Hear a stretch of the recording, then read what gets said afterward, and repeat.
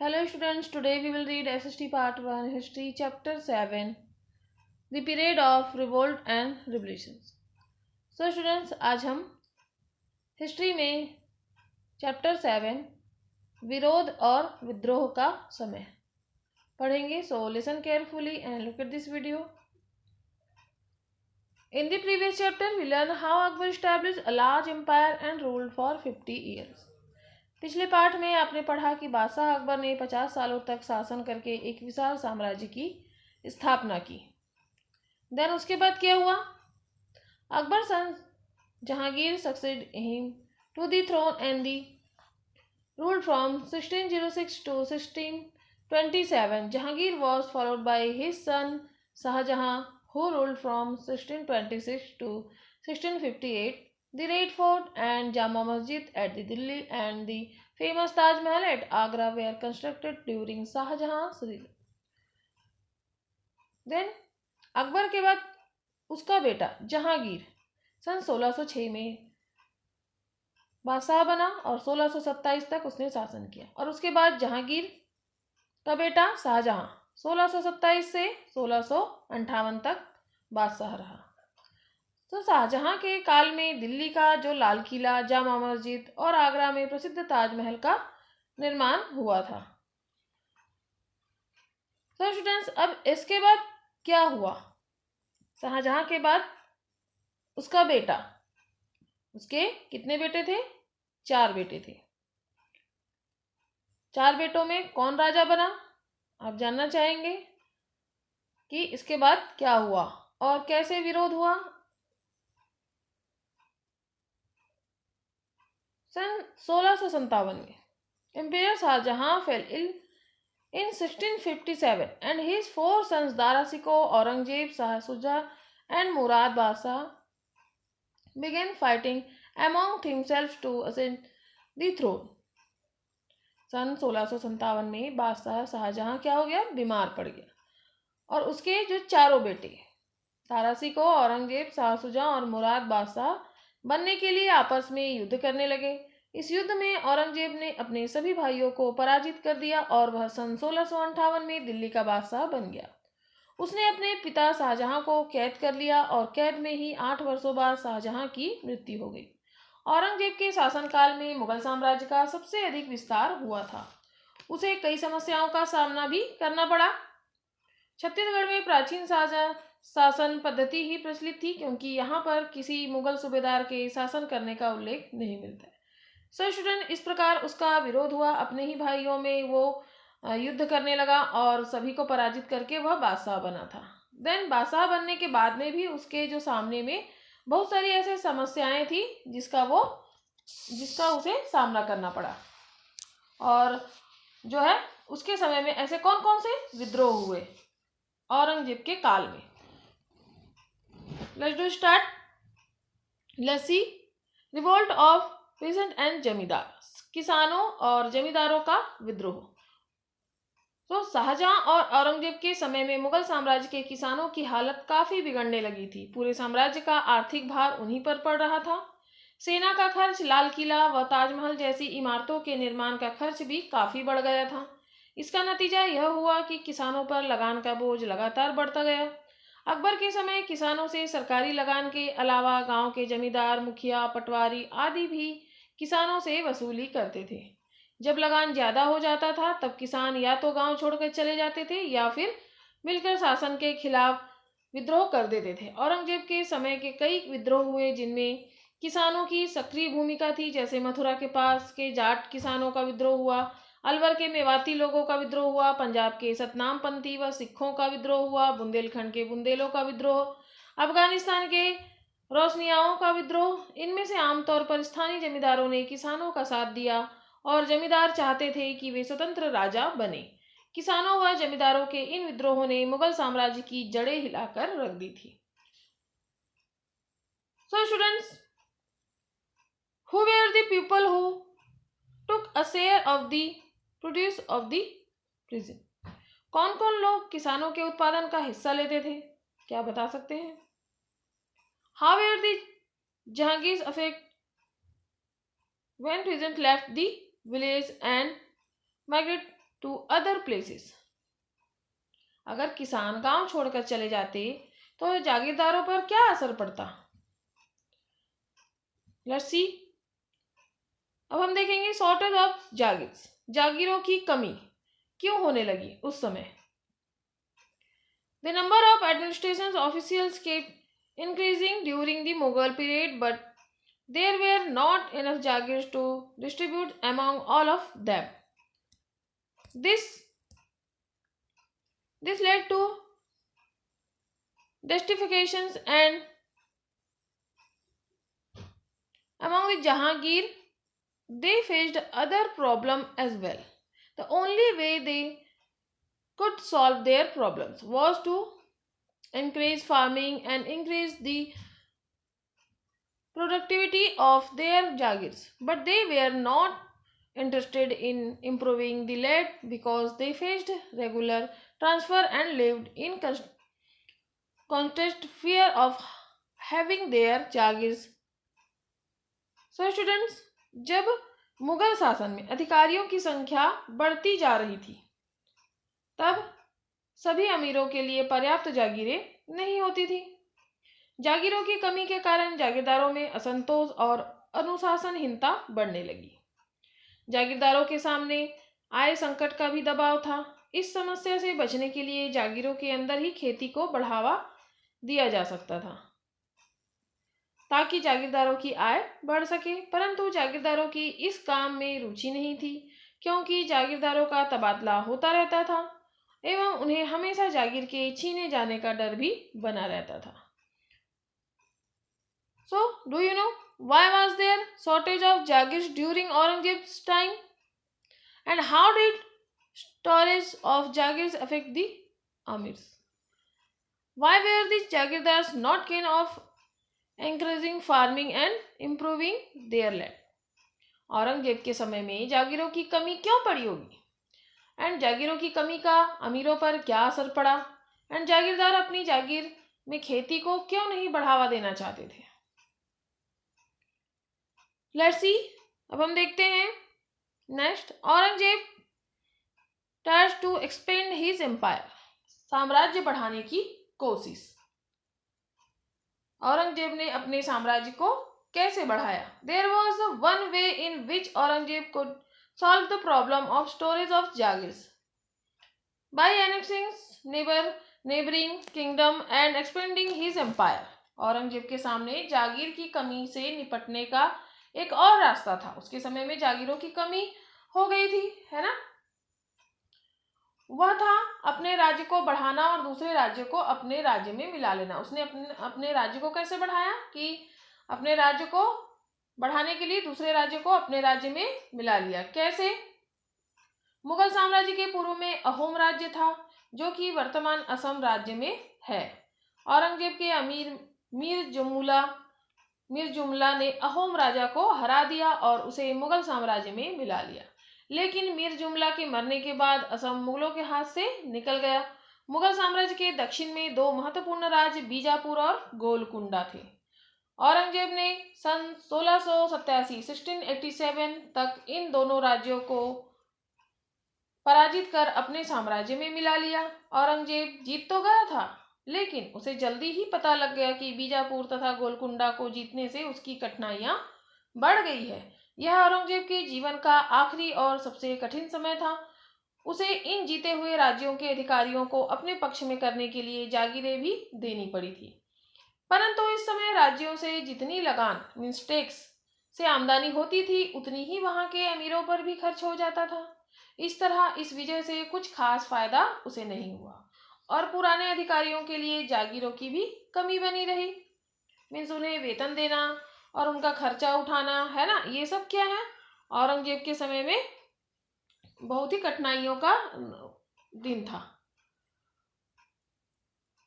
So students, Aurangzeb को अपने साम्राज्य के विस्तार करने की आवश्यकता क्यों हुई थी? क्या बता सकते हैं? सो स्टूडेंट, अभी आपने देखा है कि उसके समय में ऐसे कितने सारे प्रॉब्लम आए और उसने कितने समस्याओं का सामना किया. और जैसे दिल्ली का जो है लाल किला, जामा मस्जिद, ताजमहल, ये सब और उसके पिताजी के समय में क्या हुए थे, निर्माण हुए थे, जिससे क्या हो गए थे, जो है धन की कमी हो गई थी।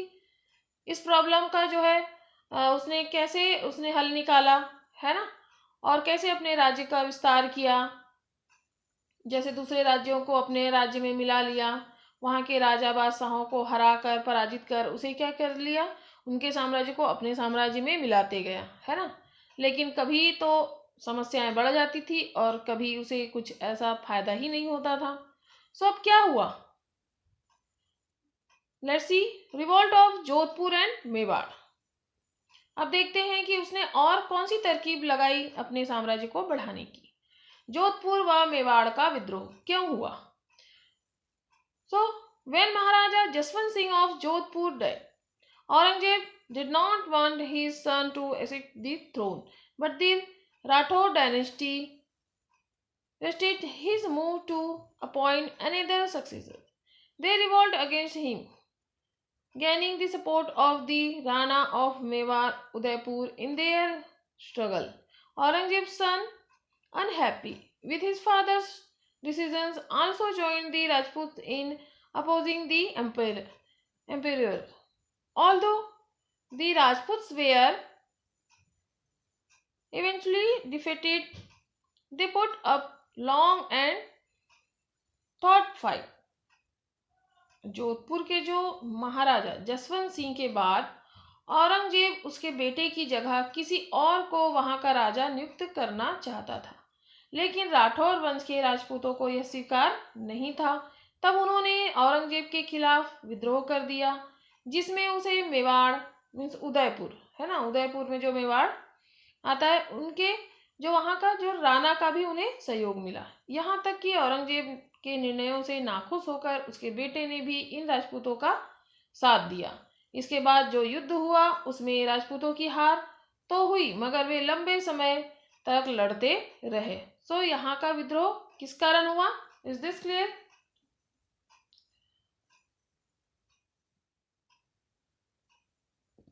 एंड देखते हैं अब Shivaji and the Maratha kingdom. The Marathas living in the hilly regions of the western Ghats in Maharashtra were good warriors. Maratha Jagirdars held high position in the southern kingdom of Bijapur and Golconda. Shivaji was the son of one such Jagirdar, Sahaji Bhosle, and his wife Jijabai. Shivaji wanted to establish an independent Maratha kingdom. Shivaji व मराठा का राज्य। मराठे महाराष्ट्र के पश्चिमी पहाड़ी भागों के रहने वाले कुशल योद्धा थे। बीजापुर और गोलकुंडा जैसे दक्षिणी राज्यों में मराठा सरदारों को ऊंचे पद मिले हुए थे। ऐसे ही एक सरदार साहजी भोसले और उसकी पत्नी जीजाबाई का बेटा शिवाजी था। शिवाजी एक स्वतंत्र मराठा राज्य बनाना चाहते थे। शुरू में शिवाजी के छोटे छोटे मराठा जमींदारों को हराकर उनके क्षेत्र व किलों पर अपना अधिकार किया। फिर बीजापुर के सुल्तान से लड़ते रहे और अंत में बीजापुर के सेनापति अफजल खां को मारकर एक महत्वपूर्ण विजय पाई। इसके बाद शिवाजी का सामना मुगलों से हुआ।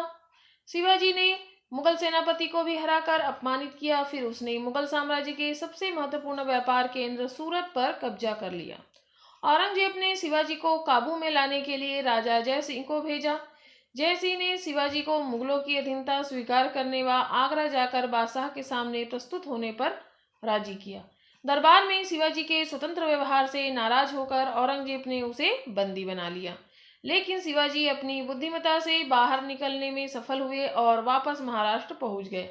शिवाजी लगातार मुगलों से लड़ते रहे। मुगल सेना से लड़ने का उनका तरीका अनोखा था। वह मुगलों से सीधा युद्ध न करके उन पर अचानक तेजी से हमला करते और नुकसान पहुंचाकर वापस पहाड़ी किलों में छुप जाते थे। इस युद्ध को छापामार युद्ध कहते हैं। युद्ध के इस तरीके से वे बड़ी से बड़ी सेना को भी हरा सकते थे। लेकिन Shivaji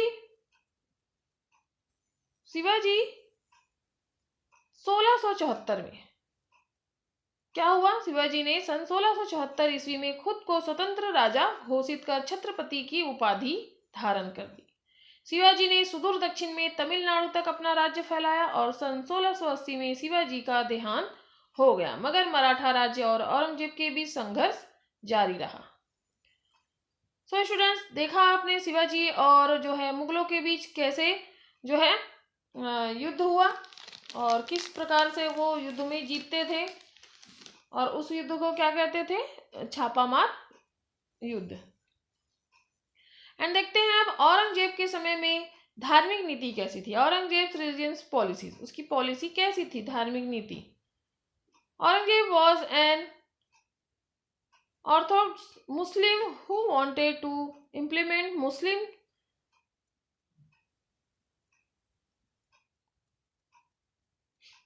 during Akbar's reign. All religions were tolerated. Aurangzeb tried to reverse these policies. Aurangzeb एक रूढ़िवादी मुसलमान था और चाहता था कि मुगल साम्राज्य इस्लाम के नियम कानून से चले।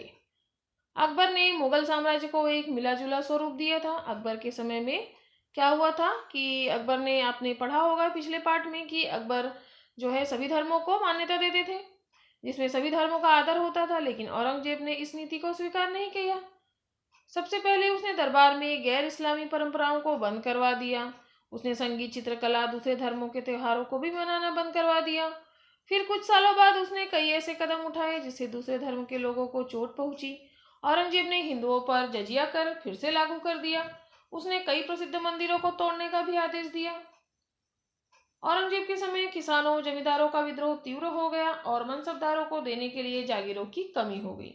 ऐसे में मुगल साम्राज्य संकट से गुजर रहा था। औरंगजेब चाहता था कि कट्टर नीतियों को अपनाकर सभी मुसलमानों को वह अपने साथ रख सकेगा। औरंगजेब की इस नीति से मुगल साम्राज्य को नुकसान ही हुआ, क्योंकि यह साम्राज्य कई धर्म के लोगों के सहयोग से बना था। शायद इसी बात को स्वीकार करते हुए औरंगजेब ने कई हिंदू मंदिरों को व मठों को दान भी दिया। उज्जैन के महाकाल मंदिर और चित्रकूट के राम मंदिरों में ऐसे दान के आदेश आज भी देखे जा सकते हैं। एक बार सूरत शहर के एक काजी के विद्रोह में सारे हिंदू व्यापारी शहर छोड़कर चले गए। इससे व्यापार ठप हो गया। तब औरंगजेब ने उन व्यापारियों को पत्र लिखकर आश्वासन दिया कि उनकी धार्मिक स्वतंत्रता की रक्षा की जाएगी। यही नहीं, उसी कट्टर नीतियों के बावजूद उसके दरबार के सर्वोच्च पदों पर जयसिंह और जसवंत सिंह जैसे कई हिंदू थे। औरंगजेब के शासनकाल में हिंदू अमीरों की संख्या लगातार बढ़ती गई। अकबर के समय में कुल 30 हिंदू अमीर थे, जबकि शाहजहां के समय में लगभग 98 हिंदू अमीर थे।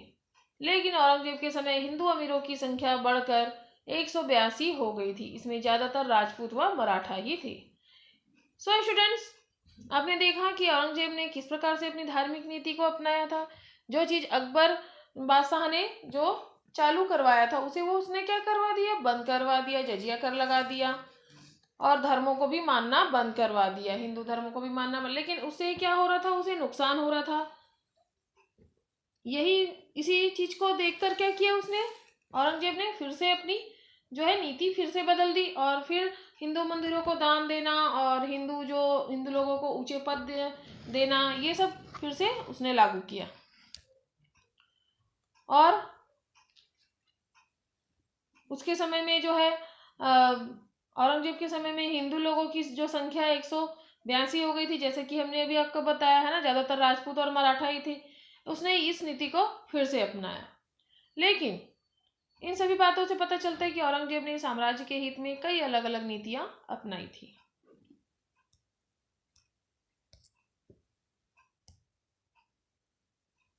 Why did so many Rajputs and Marathas Amirs support Aurangzeb despite the conservative religious policies they adopted? Aurangzeb की कट्टर धार्मिक नीतियों के बावजूद इतने सारे राजपूत व मराठा अमीरों ने उसका साथ क्यों दिया होगा, क्या आप बता सकते हैं? After Aurangzeb's death in 1707, there was a battle of succession to the throne. Many jamidars revolted and they set up their independent kingdoms apart from the Marathas. They included the Jats and Sikh in Punjab, who all became independent rulers. The Subedars of Hyderabad, Bengal, and Awadh also established independent kingdom. Although they continued to exceed Mughal authorities, the practically began ruling dependently. The Mughal Empire thus broke up in the manner. During this period, the Kalchuri king were ruling at Ratanpur and Raipur in Chhattisgarh. You read about this king in class 6. सन 1707 में औरंगजेब की मृत्यु के बाद उत्तराधिकारी का युद्ध शुरू हो गया फिर से, जैसे औरंगजेब के समय में हुआ था। कई जमींदारों ने भी विद्रोह किए और अपनी स्वतंत्र राज्य बना लिए, जैसे मराठों का अलग राज्य बन गया। जाट जमींदारों ने भी जाट जमींदारों ने भी एक स्वतंत्र राज्य की स्थापना की और पंजाब के सिख भी स्वतंत्र हो गए। हैदराबाद, बंगाल और अवध प्रांत के सूबेदारों ने स्वतंत्र राज्य स्थापित कर लिए। ये सभी नाम के लिए स्वयं को मुगल बादशाह के अधीन मानते रहे, पर वास्तव में स्वतंत्र रूप से शासन करने लगे थे। इस तरह विशाल मुगल साम्राज्य टूटकर बिखर गया था। यहाँ पर क्या हो गया, मुगल एम्पायर समाप्त हो गया था, क्योंकि जो औरंगजेब के बाद में शासन को संभालने वाले उत्तराधिकारों की कमी हो गई थी, और जो उत्तराधिकारी थे उसके जो पुत्र पौत्र हुए वो सब क्या थे, वो इतने भी काबिल नहीं थे कि वो मुगल साम्राज्य को क्या कर सके, संभाल सके। इस तरह से मुगल जो साम्राज्य है उसकी एंडिंग हो गई। छत्तीसगढ़ में भी इस समय रतनपुर एवं रायपुर राज्य में कलचुरी राजा राज कर रहे थे। कलचुरी शासकों के संबंध में आप पूर्व कक्षा में पढ़ चुके हैं। सो स्टूडेंट्स, इज दिस क्लियर कि जो विरोध और विद्रोह का समय किस प्रकार से विरोध हुआ और कौन कौन से विद्रोह हुए थे औरंगजेब के काल में। औरंगजेब के समय में कौन कौन से विद्रोह हुए थे और कैसे उसके उसके काल में धन संपत्ति की कमी हो गई थी, और उसने कैसे उसे अपने साम्राज्य में साम्राज्य बढ़ाने के लिए उसने कौन कौन सी नीति अपनाई और धार्मिक नीति उसने कैसे बनाई, है ना। So students, is this clear? Okay, take care.